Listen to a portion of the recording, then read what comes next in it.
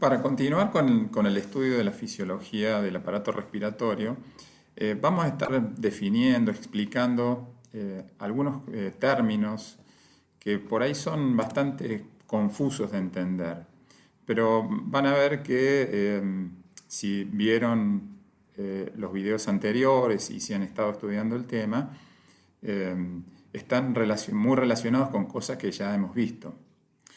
Entonces vamos a pasar a explicar estos términos: contenido de oxígeno, capacidad y saturación.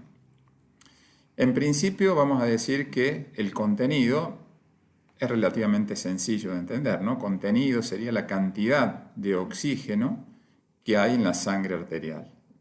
Entonces lo que ustedes están viendo aquí es contenido arterial de oxígeno es igual, y acá vamos a ver una fórmula.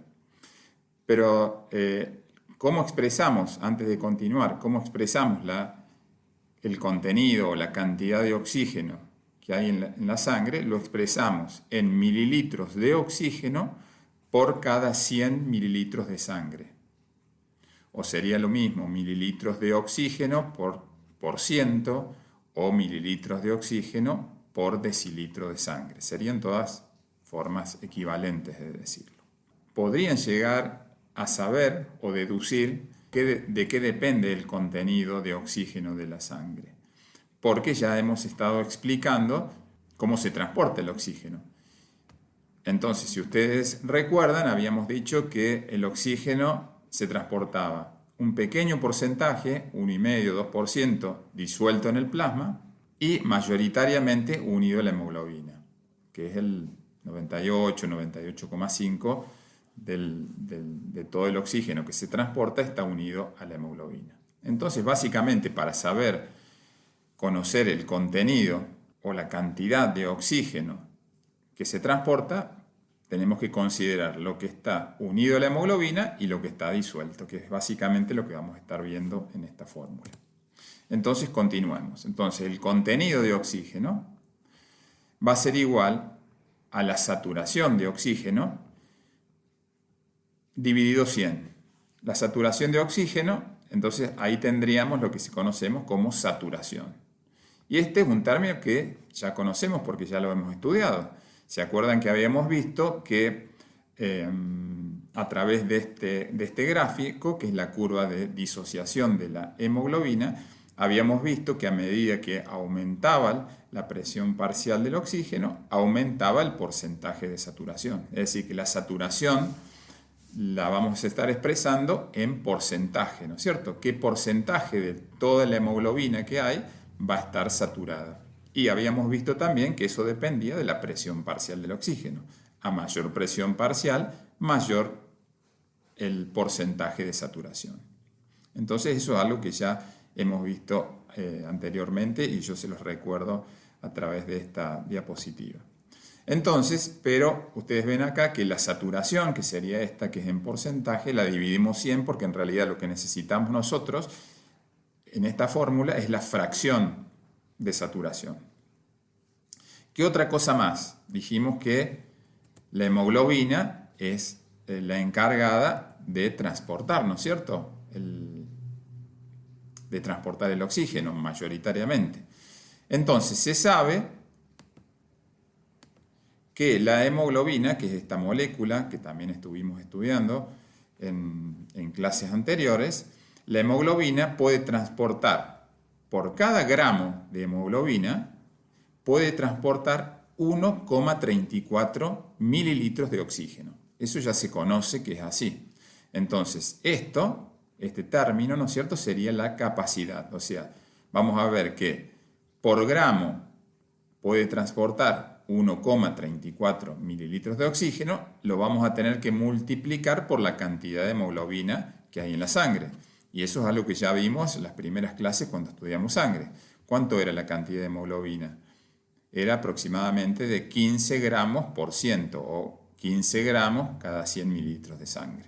Entonces ahora después vamos a ir reemplazando, ¿no es cierto?, en esta fórmula. ¿Y qué nos falta? Acá tenemos, en este término, tenemos la hemoglobina. Ahora, ¿qué nos falta? Dijimos que nos falta el oxígeno que está disuelto, que es muy pequeña cantidad, pero lo tenemos que considerar para conocer el contenido. Entonces, a esto, que es lo que está al oxígeno que es transportado con la hemoglobina, le tenemos que agregar lo que está disuelto. Y si se acuerdan, también habíamos visto en un video anterior, habíamos visto el coeficiente de solubilidad del oxígeno, que es 0,003 mililitros de oxígeno cada 100 mililitros de sangre por milímetro de mercurio. Ese es el coeficiente de solubilidad. ¿Cuánto se va a disolver de oxígeno en la sangre por cada por cada milímetro de mercurio de presión parcial de oxígeno que haya? Entonces, acá vemos que tenemos el coeficiente de solubilidad, o sea, 0,0031 mililitros de oxígeno por cada 100 mililitros de sangre, y ahora lo vamos a tener que multiplicar por la presión parcial del oxígeno. Que la presión parcial del oxígeno en la sangre arterial, ¿cuánto es? Ya esto también lo habíamos visto. Es aproximadamente entre 95 y 100, ¿no es cierto? Esa era la presión parcial del oxígeno en la sangre arterial. Como acá estamos determinando la cantidad de oxígeno que hay en sangre arterial, tenemos que tener en cuenta esta presión parcial de oxígeno. Entonces ahí tenemos todos los componentes. Fíjense, el contenido va a depender de la saturación de la hemoglobina por este término que sería la capacidad que tiene de transportar oxígeno, que sería la cantidad de hemoglobina por la cantidad de oxígeno que se puede transportar por cada gramo de hemoglobina, y le sumamos este término que es la cantidad de oxígeno disuelto. Es relativamente sencillo, ¿no es cierto? O por lo menos se puede comprender de dónde salen todos estos términos y estos valores que vamos a estar viendo. Ahora vamos a ir reemplazando por los valores para terminar, ¿no es cierto?, con un número real de cuántos mililitros de oxígeno hay en cada 100 mililitros de sangre, que es lo que estaría representando el contenido de oxígeno de la sangre. Entonces, vamos a asumir que la hemoglobina, luego de la sangre atravesar los capilares alveolares, sale con 98% de saturación. Acuérdense que eso lo tenemos que dividir por 100 porque en realidad nosotros necesitamos la fracción de saturación. Entonces ahí nos va a quedar 0,98. Ahora vamos al otro. Dijimos que la cantidad de hemoglobina es de 15 gramos por decilitro o 15 gramos cada 100 mililitros de sangre. Lo multiplicamos por la cantidad de mililitros de oxígeno por cada gramo de hemoglobina, que sería lo que puede transportar, todo este término sería la capacidad, y eso nos da que es aproximadamente 20,1 mililitros de oxígeno por cada 100 mililitros de sangre o cada decilitro de sangre. A eso le sumamos el coeficiente de solubilidad, que es 0,0031 para el oxígeno, por 100 milímetros de mercurio de presión parcial de oxígeno, que dijimos que era la presión parcial del oxígeno en la sangre arterial. Entonces ahí realizamos la operación, nos queda 19,7 mililitros por decilitro de sangre. Resolvemos esa operación y nos queda 0,3 mililitros por decilitro de oxígeno, y cuando hacemos la suma terminamos con 20 mililitros de oxígeno por cada decilitro de sangre o cada 100 mililitros de sangre. Entonces esa es la cantidad en un animal normal, la cantidad de oxígeno que va a estar presente en 100 mililitros o un decilitro de sangre arterial. Ahora bien, si nosotros queremos saber qué cantidad de oxígeno está llegando a los tejidos, ¿cómo se imaginan que harían para conocer eso? Tienen que trabajar con el gasto cardíaco. Entonces, si queremos saber la cantidad de oxígeno que es transportada a los tejidos por minuto, lo que tenemos que hacer es al contenido de oxígeno, que es estos 20 mililitros por cada decilitro de sangre que obtuvimos, lo tenemos que multiplicar por el gasto cardíaco. Acá es gasto cardíaco, no se alcanza a ver completamente, pero es gasto cardíaco. Entonces, para si lo quisiéramos resolver con números, entonces tenemos 20 mililitros de oxígeno cada 100 mililitros de sangre por 3.000 mililitros por minuto, que esto es un gasto cardíaco para un X animal, digamos, esto es solamente meramente un ejemplo, ¿no es cierto? Vamos a hacer de cuenta que es un animal que tiene un gasto cardíaco de 3.000 mililitros o 3 litros por minuto. Entonces eso nos estaría dando que por minuto a los tejidos estaría llegando 600 mililitros de oxígeno. O sea, la sangre iría hacia los tejidos, la sangre arterial iría con 600 mililitros de oxígeno. No quiere decir que todo el oxígeno lo va a entregar, ¿no es cierto? Solamente una porción de ese oxígeno va a difundir a los tejidos y va a ser utilizado por las células y el resto va a volver, ¿no es cierto?, por la sangre arterial. Acuérdense que, por la sangre venosa, perdón. Acuérdense que la sangre venosa tenía 40 milímetros de mercurio, o sea que todavía tiene 40 milímetros de mercurio de presión parcial de oxígeno. Quiere decir que todavía esa sangre venosa vuelve con una cantidad considerable de oxígeno. Vuelve al corazón, ¿no es cierto? Bueno, con esto terminamos y continuaremos con el estudio del transporte del dióxido de carbono a través de la sangre desde los tejidos a los pulmones para su eliminación. Respecto al transporte de dióxido de carbono en la sangre, el 7% de todo el dióxido de carbono que se transporta lo hace disuelto en el plasma y también en el líquido que hay dentro de los glóbulos rojos. Si comparamos con el oxígeno, recuerden que el oxígeno solamente el 2% se transportaba disuelto, este es el 7% y esa diferencia es porque recuerden que el dióxido de carbono es 20 veces más soluble en los líquidos, en el plasma, que el oxígeno. Entonces hay un 23% del dióxido de carbono que se combina con las proteínas plasmáticas y también con la hemoglobina para formar compuestos carbamínicos. Y finalmente, mayoritariamente, el 70% se transporta como bicarbonato. Entonces, ahora vamos a ver cómo son estos procesos.